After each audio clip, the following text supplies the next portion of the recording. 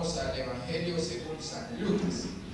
Ayer en la actividad de jóvenes nos regalaron un separador y yo aproveché para dejarlo de una vez en Lucas y así ir apartando los pasajes que nos corresponden. Amén. Ya está en Lucas, estamos en el capítulo 12. Vaya al capítulo 12 conmigo, por favor, y leeremos el versículo 8 al 12. Lucas capítulo 12, el versículo 8 al 12. ¿Lo tenemos? Amén. Gloria al Señor. Lea conmigo la escritura que dice: os digo que todo aquel que me confesare delante de los hombres, también el Hijo del Hombre le confesará delante de los ángeles de Dios. Mas el que me negare delante de los hombres, será negado delante de los ángeles de Dios. A todo aquel que dijere alguna palabra contra el Hijo del Hombre, le será perdonado. Pero al que blasfemare contra el Espíritu Santo, no le será perdonado. Cuando os trajeren a las sinagogas y ante los magistrados y las autoridades, no os preocupéis por cómo o qué habréis de responder o qué habréis de decir, porque el Espíritu Santo os enseñará en la misma hora lo que debáis decir. Señor, por tu palabra estamos muy agradecidos y rogamos que esta misma palabra nos bendiga hoy, que nos hable, nos confronte y nos muestre, Señor, también una ruta hoy de esperanza al corazón, Señor, que necesita siempre de ti dirección. Gracias porque tu Espíritu Santo está en medio nuestro para dirigirnos. En el nombre de Cristo Jesús oramos. Amén y amén. Puede sentarse mi hermano y mi hermana. Muy bien. He titulado a nuestro sermón de esta mañana: firmes en nuestra confesión de Jesús. Repita conmigo: firmes en nuestra confesión de Jesús. El pasaje de hoy es una continuidad de lo que ya hemos visto un poco antes.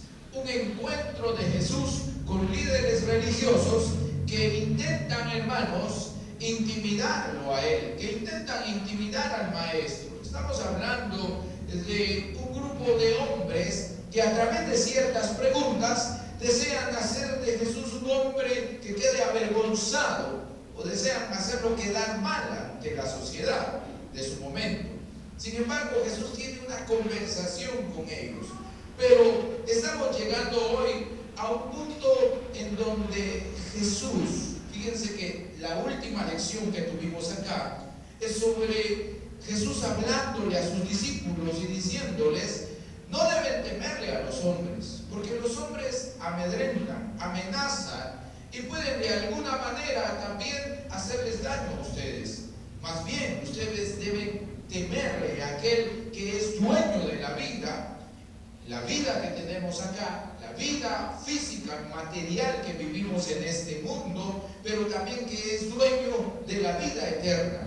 Después de que pasamos las puertas de la muerte, hay alguien que todavía es dueño más allá. Y Jesús les dice: ustedes deben temerle a Él. Seguidamente Jesús habla ahora sobre una postura que debemos tener los hijos de Dios. No debemos temer a los humanos, no debemos temer, mi querido hermano, a aquello que pueda perjudicarnos en esta tierra, sino debemos temer a aquello que puede, hermanos, tomar decisiones sobre nosotros después de esta tierra y después de esta vida. Y entonces, en medio de eso, Jesús nos alienta hoy, porque esta es una palabra de aliento, es una palabra de ánimo, y queremos tomar este pasaje con mucho cuidado. Este pasaje que tenemos hoy debemos analizarla con ojos sabios, hermanos, pidiendo al Señor que no nos deje caer en algo que la Biblia no está diciendo. Pero tampoco queremos hoy caer en una postura de dejar por un lado lo que la Biblia sí quiere enseñarnos, porque es un pasaje bastante delicado el que hoy vamos a tocar. Dos cosas vamos a ver esta mañana. Número uno, primero hablaremos sobre nuestra confesión de Jesús como nuestro Salvador. Y lo primero que Jesús va a enseñarnos es que debemos tener firme esa convicción de creer en Él y que lo confesamos a Él como nuestro Salvador. En segundo lugar, la Escritura nos va a enseñar también una relación que nosotros mantenemos con el Espíritu Santo.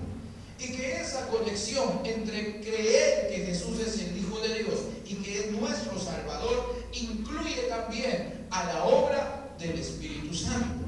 Y entonces iniciemos. Número uno, lo primero que hace Jesús en este pasaje que debemos identificar está en el versículo 11. Lea conmigo el versículo 11. Cuando os trajeren a las sinagogas y ante los magistrados y las autoridades, no os preocupéis por cómo o qué habréis de responder o qué habréis de decir. Lo primero que quiero resaltar esta mañana es que Jesús le anticipa a sus discípulos que en el futuro serán puestos en la posición, hermanos, entre la espada y la pared, y los podrán elegir entre Jesús y salvar su vida, porque esa era la persecución. Poner al Hijo de Dios, hermanos, en medio de dos opciones. La primera opción es, bueno, renuncias a Jesús, o dos, tu vida. ¿Qué eliges? Esa era la posición en que ponían a los primeros cristianos cuando los perseguían. Y Jesús le anuncia a sus discípulos y a sus seguidores: llegará un momento en donde ustedes estarán en medio de estas dos opciones y en medio de esta presión, en donde ustedes tendrán que elegir entre no negar mi nombre y salvar sus vidas. Por supuesto, Jesús ya les había anticipado, ya les había dicho que el que quiera salvar su vida la va a perder, y el que pierda su vida por causa de Él la salvará. Es un poco paradójico eso, pero así funciona el lenguaje de Jesús y así funcionan las enseñanzas de Jesús. Jesús ya les había mostrado, pues, y les había dicho que se iban a encontrar en su vida con estas circunstancias en donde debían decidir. Por supuesto, el ánimo de Jesús está en el versículo 8. Vaya conmigo en el versículo 8 y pasamos a nuestro punto número 2. La firmeza de nuestra confesión. Jesús dice: os digo que todo aquel que me confesare delante de los hombres, también el Hijo del Hombre le confesará delante de los ángeles de Dios. Mas el que me negare delante de los hombres será negado también delante de los ángeles de Dios. La firmeza de nuestra confesión está en lo siguiente: Jesús utiliza una forma tan común para enseñar y consiste en: lo que ustedes digan de mí ante los seres humanos, ante los hombres, tendrá mucha influencia en lo que yo diga de ustedes delante de los ángeles. El Evangelio de Mateo y el Evangelio de Marcos dicen: delante de mi Padre. Así dice el Evangelio de Marcos y de Mateo. No vamos a revisar los versículos por tiempo, pero en esta ocasión dicen los estudiosos que Jesús desea implementar delante de los ángeles, porque era una forma que utilizaban los fariseos para referirse a Dios también. No era tanto que Jesús fuera a dar testimonio de nosotros ante los ángeles, sino que era una manera en que los fariseos y los estudiosos se referían al Padre también. En lugar de decir al Padre, se referían a los ángeles para indicar a Dios. Y esto lo sustentamos de que lo que Jesús está diciendo aquí es que va a confesar, va a representarnos y va a hablar delante de su Padre por nosotros. Entonces, lo que ustedes digan de mí delante de los hombres. Y hay algunas cuestiones que debemos nosotros tomar en cuenta aquí, querido hermano. La situación es que los hijos de Dios no debemos negar a nuestro Salvador. Las circunstancias de la vida siempre nos van a presentar a veces encrucijadas, en donde vamos a tener que elegir en qué hacer con nuestra confesión en Jesús. Y por supuesto, los métodos de este tiempo, la persecución que vivimos ahora no puede compararse y no es la misma que vivían los primeros seguidores de Jesús. Los primeros seguidores de Jesús eran llevados, hermanos, ante un tribunal, eran llevados ante un juez, eran llevados ante un principal, y él se dedicaba a interrogarlos, se dedicaba a cuestionarlos y se dedicaba también a sentenciarlos por seguir a Jesús. La persecución nuestra hoy no es de esta manera, porque a nadie lo lleva preso por confesar a Jesús, a ninguno. A nadie lo lleva preso por predicar el Evangelio. En este tiempo tenemos las libertades suficientes para hacer esta labor. Pero sí hay algo que tenemos que tomar en cuenta, mis queridos hermanos. Es que la confesión, nuestra confesión de que Jesús es nuestro Salvador, no la podemos abandonar. No la podemos dejar en ningún lugar. No podemos ocultar que nuestra convicción, que nuestra fe está puesta en Jesucristo, aquel que nos salvó y nos redimió. Ahora, yo quiero apelar a su razonamiento hoy o a nuestra lógica. Porque la influencia que recibimos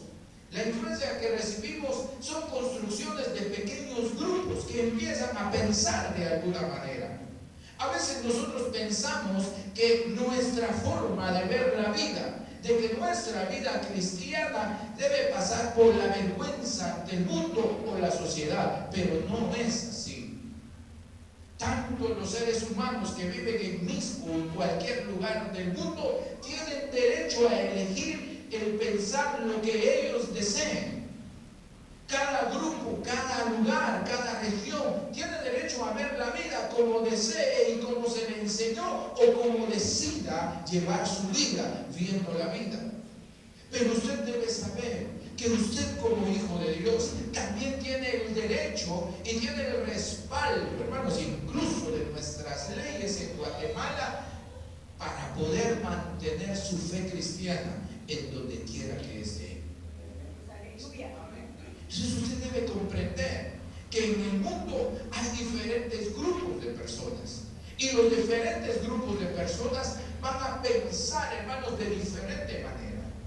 En Guatemala, gloria al Señor, porque somos cristianos, hermanos, una inmensidad de cristianos según las estadísticas.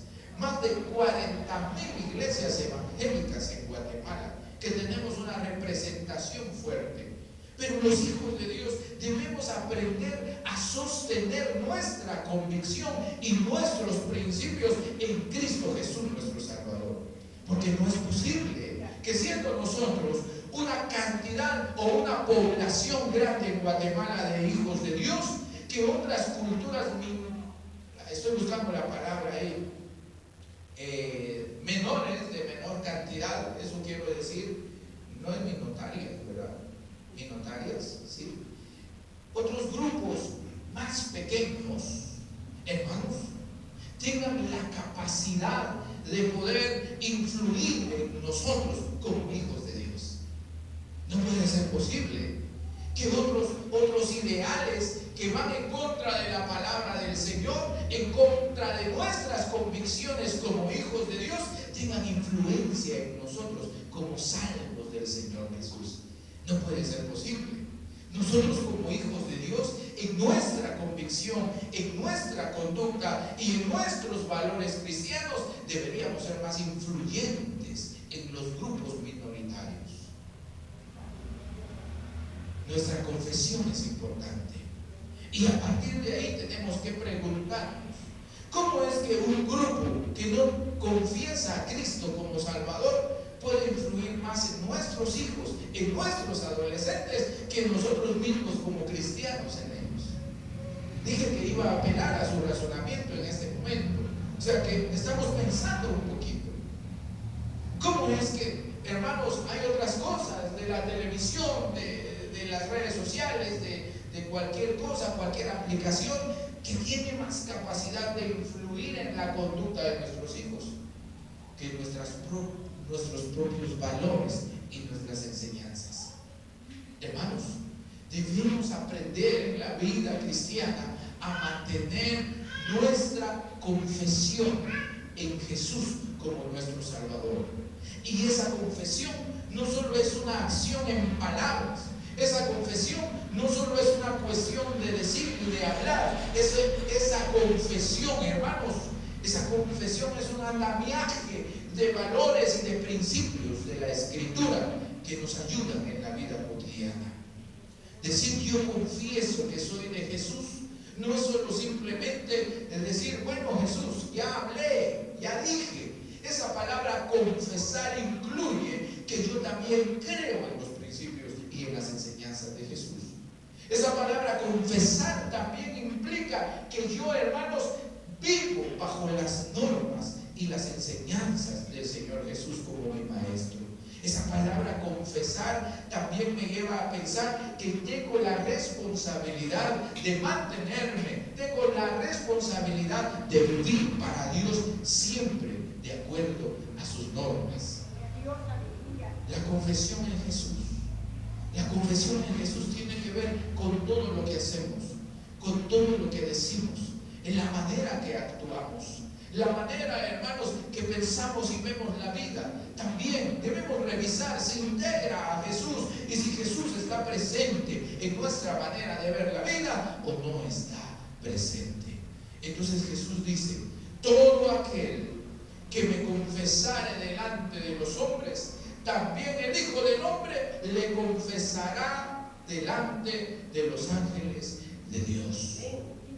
Hermanos, debemos ser una iglesia, debemos ser hijos de Dios que mantengan firme su postura de ser creación de Él y de pertenecerle a Él como salvo del Señor. No titubeen en eso, no titubeen en sus decisiones. Cuando encuentre algo al frente suyo que indique que su postura, que su dignidad como hijo de Dios, que su convicción y su perfil de hijo de Dios va a ser afectado, decida sabiamente. Cuando usted se encuentra en una encrucijada en donde sus valores bíblicos están amenazados, decida firmemente, mi querido hermano, en confesar a Jesús. Decida firmemente en dar testimonio de Jesús, sin titubear 2 veces, sin considerar que puede abandonar su confesión en Jesús. Decida de una vez, mi hermano, en sus decisiones, darle a Jesús su lugar en su vida. Y el versículo 9 nos dice, mas el que me negare delante de los hombres, será negado delante de los ángeles de Dios. Hermano, necesitamos entonces mantenernos firmes en nuestra convicción de que Jesús es nuestro Salvador y nuestro Redentor. Manténgase firme en esa convicción, por favor. Lo otro que veremos esta mañana, que de hecho no es aislado de lo que ya dijimos, no es aislado. Versículo 10. A todo aquel que dijere alguna palabra contra el Hijo del Hombre, le será perdonado.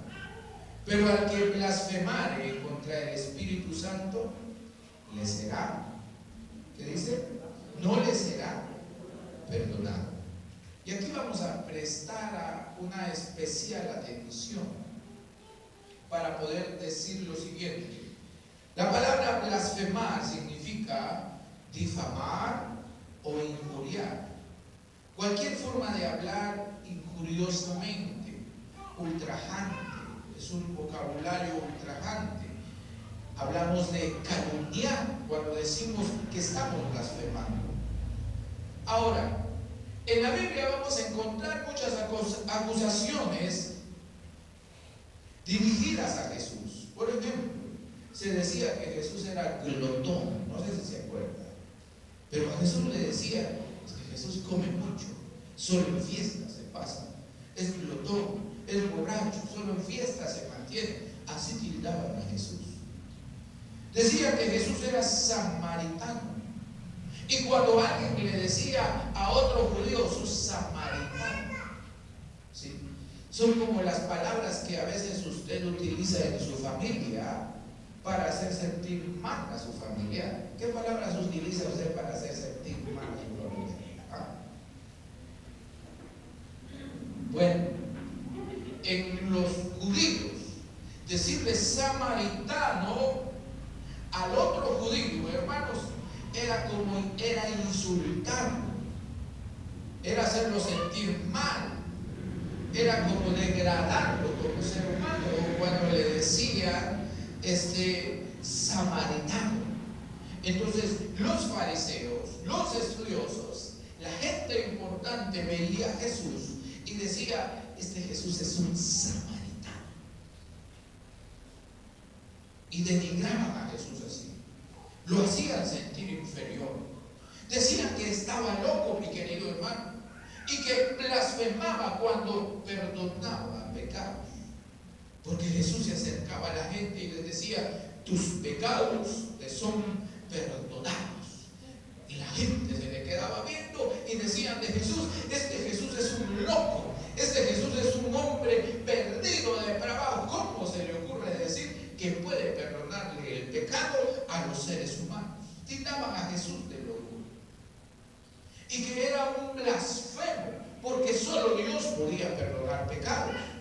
Y cuando Jesús se atrevía a perdonarle el pecado a un hombre, ¿qué estaba haciendo Jesús? Si solo Dios podía perdonar pecados, se estaba haciendo Dios.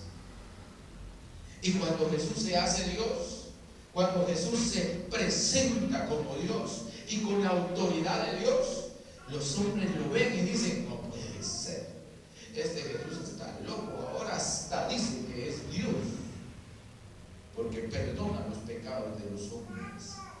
Entonces encontramos aquí, hermano, aquel hombre. En las palabras de Jesús vamos a ver algunas cosas. Por ejemplo, en Lucas 23, 34. Vaya conmigo a Lucas 23, 34.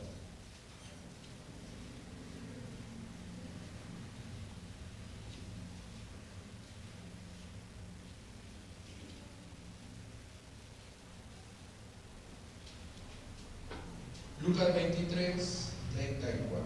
Dice la escritura, ya lo tenemos aquí.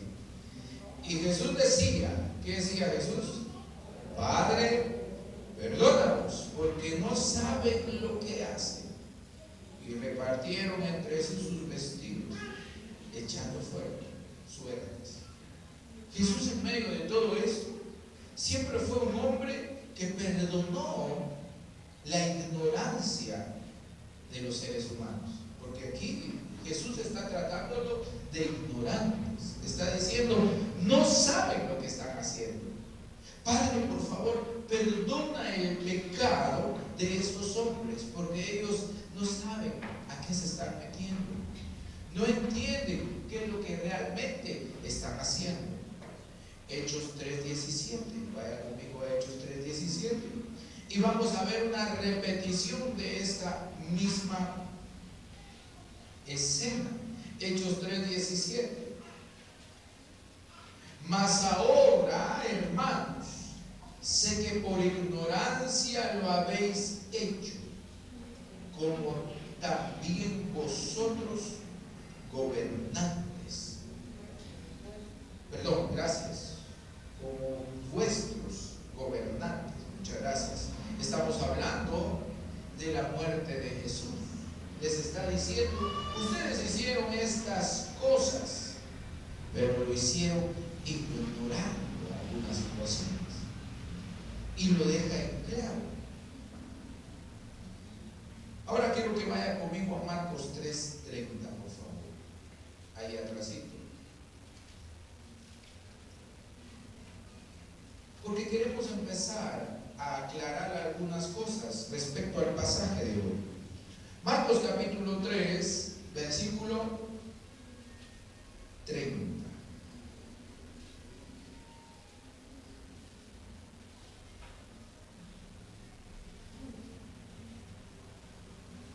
Dice la escritura: porque ellos habían dicho, ¿tiene espíritu qué? Inmundo. Pero vaya conmigo al versículo 28. De cierto os digo que todos los pecados serán perdonados a los hijos de los hombres, y las blasfemias cualesquiera que sean. Pero cualquiera que blasfeme contra el Espíritu Santo no tiene jamás perdón, sino que es reo de juicio eterno. Ahora, lo que estamos viendo acá es de que hay un hecho acá, versículo 20, y se agolpó de nuevo la gente, de modo que ellos ni aún podían comer pan. Cuando lo oyeron los suyos, vinieron para prenderle, porque decían, está fuera de sí. Pero los escribas que habían venido de Jerusalén decían que tenía ¿a quién? A Beelzebú, y que por el príncipe de los demonios hacía ¿qué? Echaba fuera demonios. Y habiéndolos llamado les decía en parábolas, ¿cómo puede Satanás echar fuera a Satanás? El versículo clave de lo que estamos hablando hoy es el versículo 22. El versículo 22 resalta que a Jesús se le acusaba. ¿Se acuerda que los escribas eran los hombres que escribían las reglas, las normas, los estudiosos de la ley? Y a ellos se les acusaba, mis queridos hermanos, y decía, ellos acusaban a Jesús diciendo, tiene a Beelzebú, tiene demonios, y en nombre de los demonios sana enfermos, en nombre de los demonios cura a aquellos que están cojos, aquellos que levanta a los muertos, en nombre de Satanás hace todas esas obras. Esas eran las acusaciones de los escribas en contra de Jesús. Y ante esas acusaciones, Jesús pronuncia las palabras, porque cualquiera que blasfeme contra el Espíritu Santo no tiene jamás perdón, sino que es reo de juicio eterno. Y el versículo 30 lo vuelve a justificar, porque fue el versículo que leímos, porque ellos habían dicho, o sea, Jesús dijo el versículo 29, porque habían dicho aquellos hombres, tiene espíritu inmundo. Esto nos arroja luz sobre lo que decimos la blasfemia contra el Espíritu Santo. Jesús está hablando de la blasfemia contra el Espíritu Santo porque los hombres no creían y estaban adjudicándole a las obras del Espíritu Santo una fuente de autoridad diferente. Y allí estaba el problema, mi querido hermano. Mateo capítulo 12, versículo 24. Vaya conmigo a Mateo capítulo 12, versículo 24.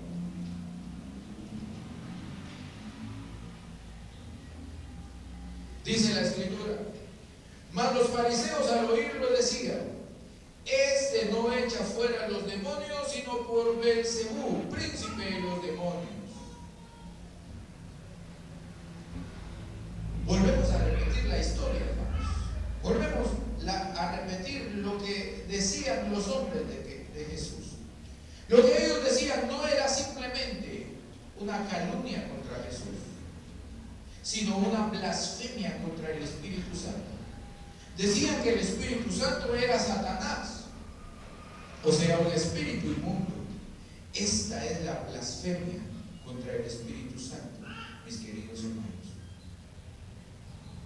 Cuando las obras que hace el Espíritu Santo se atribuyen a Satanás. Los fariseos negaban que Jesús hizo la gran obra de echar fuera a los demonios por el poder del Espíritu Santo. Más bien, según ellos, lo hizo por el poder de Satanás, el príncipe de los demonios. Al decir esto, blasfemaron contra el Espíritu Santo, dando a entender que en realidad el Espíritu Santo era un espíritu inmundo. Regrese a Lucas conmigo. La obra del Espíritu Santo, mi querido hermano, es la de restaurar la vida de las personas. Somos vivificados en el Espíritu Santo. Somos limpios, hermanos, y somos transformados. Y esa obra la hace el Espíritu Santo. El Espíritu Santo es el que convence de pecado al mundo. El Espíritu Santo es el que hace que el ser humano entienda y vea que está en pecado, que vive en pecado y que necesita a Dios, que necesita la salvación de Jesús. Y es el Espíritu Santo cuando Jesús le dice a Nicodemo: tienes que nacer del agua y tienes que nacer también ¿de qué? Del Espíritu. Debes nacer. La obra del Espíritu Santo es tan importante en nosotros que si quitamos esa obra maravillosa del Espíritu Santo en nuestras vidas, hermanos, no tendríamos mayor cosa. Y cuando alguien hace de menos la obra del Espíritu Santo, la obra que hace Él, hermanos, en nuestra vida y en nosotros como salvos en Jesús, blasfema contra el Espíritu Santo. Cuando alguien no quiere recibir lo que el Espíritu Santo le otorga a los seres humanos, automáticamente se está volviendo en contra del trabajo del Espíritu Santo y rechaza consigo la obra que hace el Espíritu Santo. No podemos decir que somos salvos en Cristo sin que la obra del Espíritu Santo se haya realizado en nosotros. No podemos decir creo en Jesús, pero el Espíritu Santo no tiene nada que ver conmigo. No podemos hablar así. Desde el momento que recibimos a Cristo en nuestro corazón, somos sellados por el Espíritu Santo como hijos de Dios, como propiedad de Él. La obra del Espíritu Santo va de la mano con el acto salvífico de Jesús en la cruz. Porque es el Espíritu Santo que nos lleva a la cruz. Es el Espíritu Santo que nos conmueve para entender también la obra de la cruz. Es el Espíritu Santo que nos va moviendo, nos va, hermanos, cada día trabajando para que lleguemos a comprender el sacrificio de Jesús en la cruz. Y cuando alguien rechaza la obra del Espíritu Santo, blasfema contra Él. Cuando alguien no le da honor al trabajo de la obra del Espíritu Santo, blasfema contra Él. Y entonces es imposible que alguien que no crea en el trabajo del Espíritu Santo pueda tener salvación, porque no quiere aceptar, hermanos, la obra del Espíritu Santo en su vida. Solo aquel que acepta lo que el Espíritu Santo hace en nuestras vidas podrá, hermanos, podrá tener acceso a la salvación eterna, porque ha dejado que Él venga a su ser. Pero aquel que le cierra las puertas al Espíritu Santo, ¿de qué manera podrá cesar? ¿De qué manera podrá tener la salvación y la vida eterna? Si no hay un hombre nuevo y una mujer nueva en él o en ella. Esa es la pregunta. No debemos tampoco confundir. Primera de Juan capítulo 4, versículo 1 y 2. No debemos confundir lo que estamos escuchando hoy con lo que algunos otros dicen. Y aquí está el cuidado que debemos de tener. Primera de Juan, capítulo 4, versículo 1 y 2.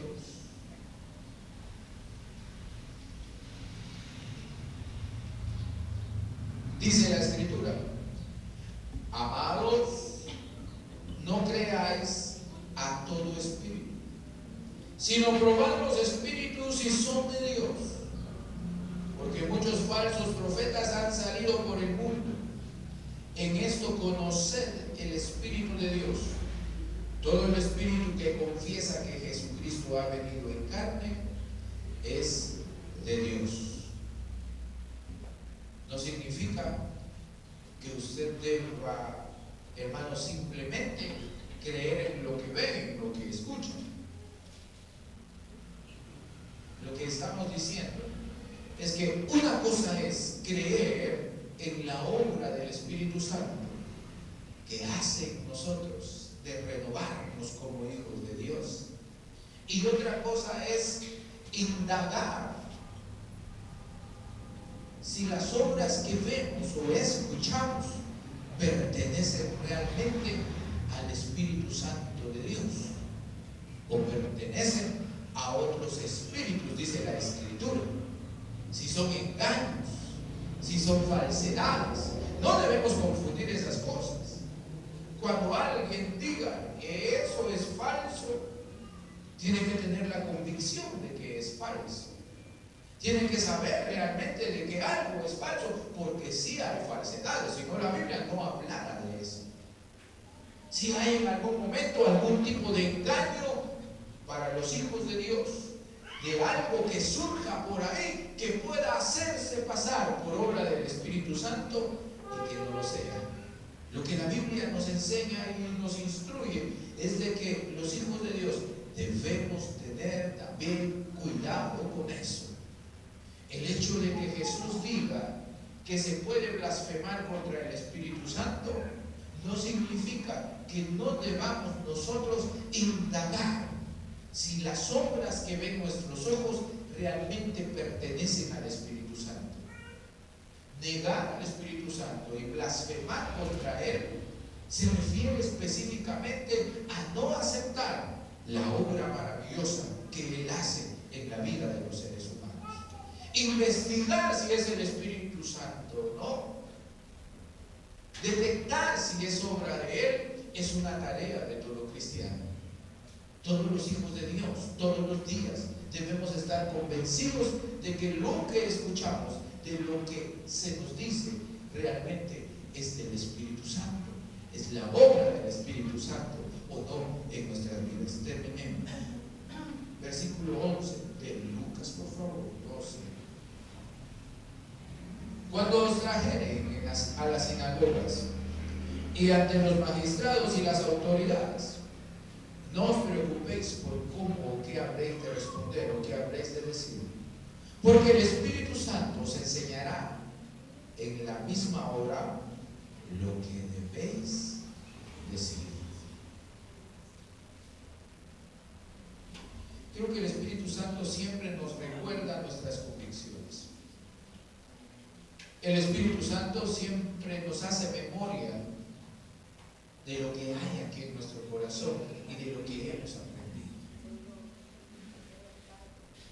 Cuando está en una encrucijada usted, por ejemplo, entre un ofrecimiento que no es lícito,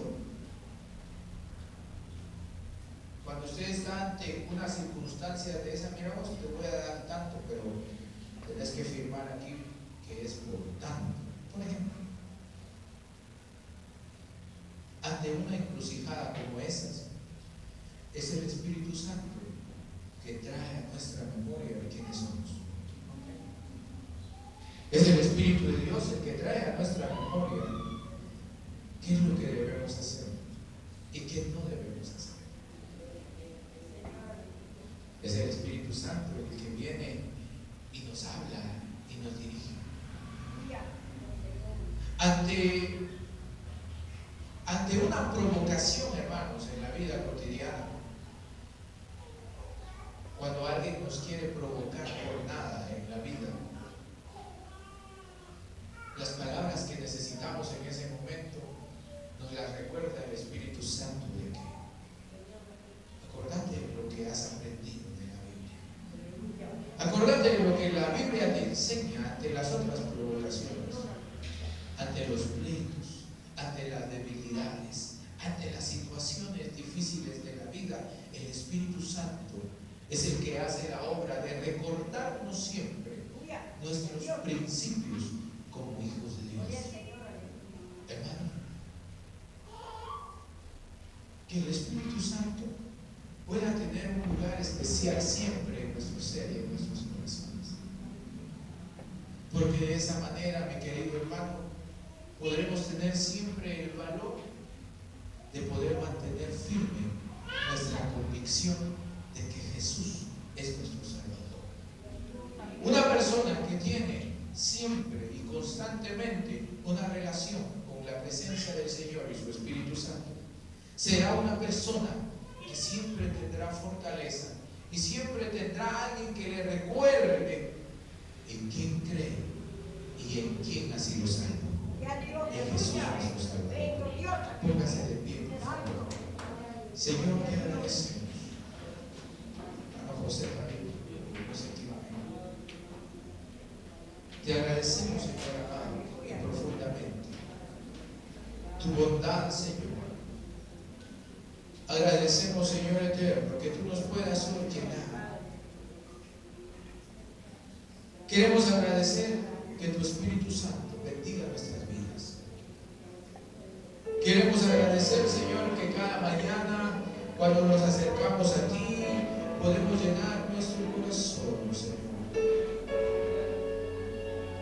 de esa paz y de esa fuerza tuya, Señor. Cada mañana, Señor, que venimos delante de ti, podemos ser nutridos, Señor amado, de la fortaleza que necesitamos. Te adoramos, te bendecimos, Señor.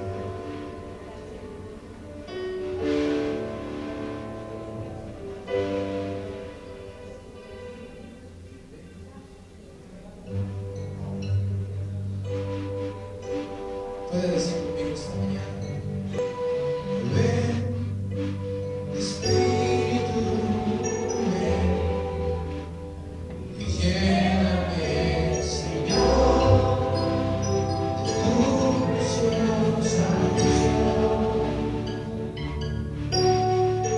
Ven, Espíritu, ven y lléname, Señor.